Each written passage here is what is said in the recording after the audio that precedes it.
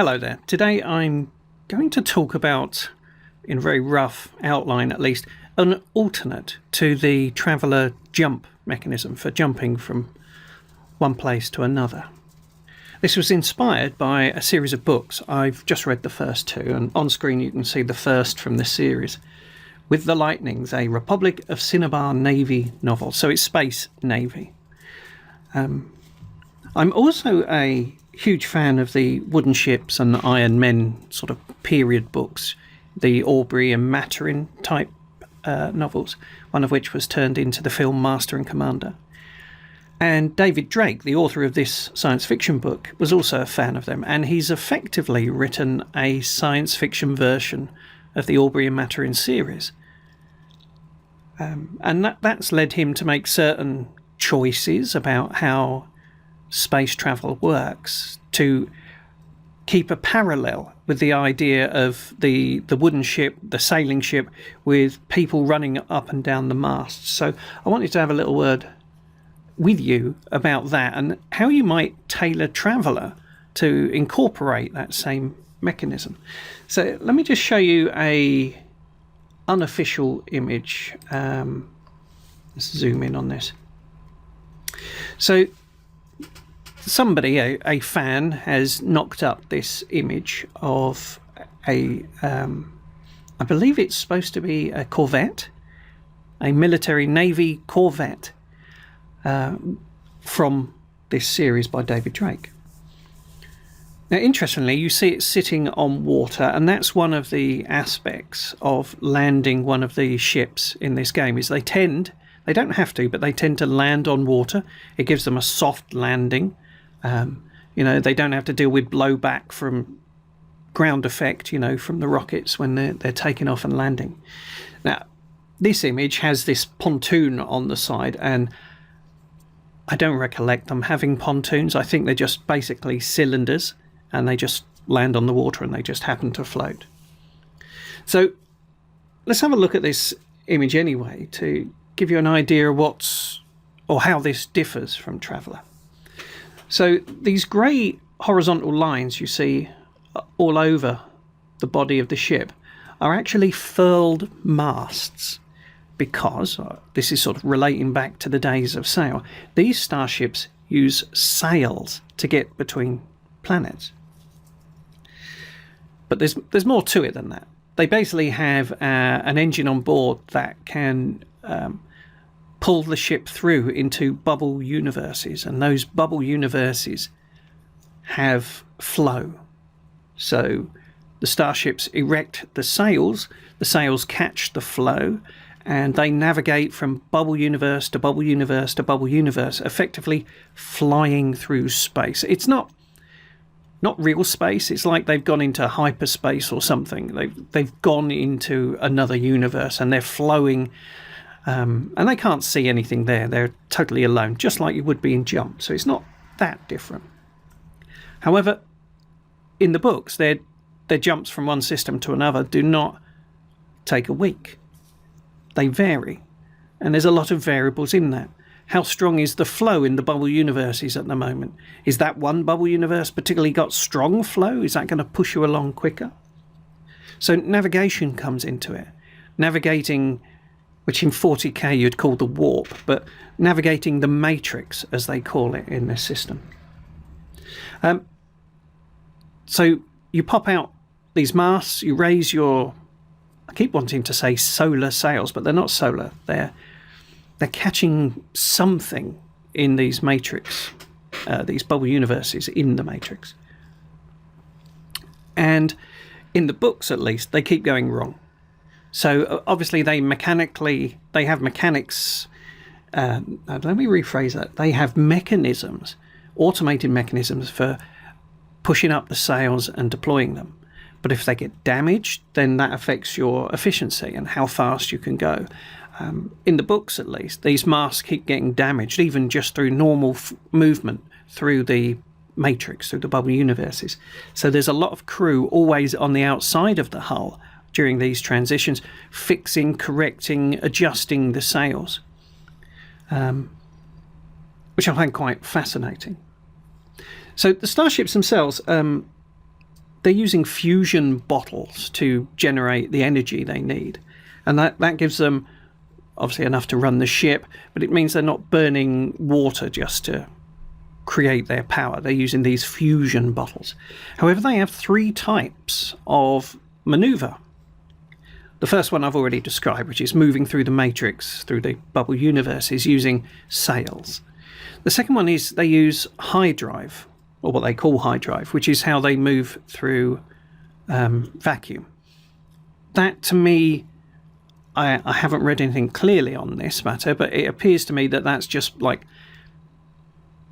using the fusion bottles to thrust the ship, not using anything special. And then the third one is they have plasma motors, which use reaction mass. And this is what they use for coming into atmospheres. So when they land, they're using their fusion motors to stem them, or to maneuver them, or to take off. And of course, they normally land on water, and these fusion motors require reaction mass. So there is still some tonnage related to having fuel. It's not all just down to the magic of the matrix. It's not just down to the magic of the fusion bowl. There is also a fuel, or rather a reaction mass requirement, which would take up some tonnage. Also, if you were designing this ship or this mechanism for transport, you would have to dedicate a good deal of tonnage to the sails and the masts. Now, this picture I've got on screen, I don't particularly like it, but it shows the furled masts. You know, they've been put away. So let me just switch over to another one. So I think this is rendered by the same person. It looks like the same model, but you can see it's now erected all its masts and has its sails released. So within the books, when their combat takes place, they have choices. You know, they can get people on the hull to try and pull in the sails, or they can just shoot through them. You can burn through your own sails with your laser weapons, which I thought was an interesting take on the whole idea of sails in space. Just reading over my notes here. Okay, so I've said they've got fusion bottles as a power source. Gives them a lot of output, but it does take a lot of shielding, and if it gets hit in combat, it is disastrously explosive, as in it'll blow off the rear of the ship if it gets hit, that sort of thing. Okay. In Traveller, we're used to a jump not only taking a week, but you navigate your plot, you do your jump, and that's about it.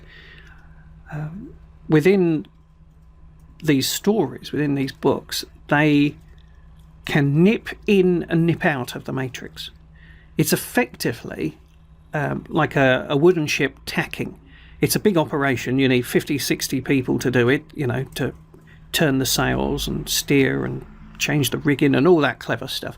Well, it's similar within this game universe. You can effectively tack. You can do mini jumps. So rather than doing a jump between star systems, you could do a jump of 100,000 miles.